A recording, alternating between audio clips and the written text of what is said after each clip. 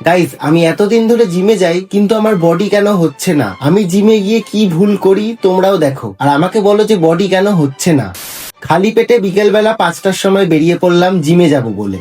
তারপর জিমে পৌঁছে নানা ধরনের এক্সারসাইজ করছিলাম, দুটো তিনটে সেট করে আর ভালো লাগছিল না, তাই মেয়ে দেখছিলাম। আর আজকে ছিল আমার চেস্ট, তাই দৌড়চ্ছিলাম। দৌড়ে হাঁপিয়ে গেলাম, তাই 10 মিনিট ঘুমিয়ে নিলাম। ঘুম থেকে উঠে পুশ আপ দিচ্ছিলাম, প্রথম সেট মেরেই হাঁপিয়ে গেলাম। বসে থেকে উঠে একটু মেয়ে দেখে নিলাম, বাঁদরের মতো ঝুলছিলাম, এক হাতে চোট পেয়ে গেলাম।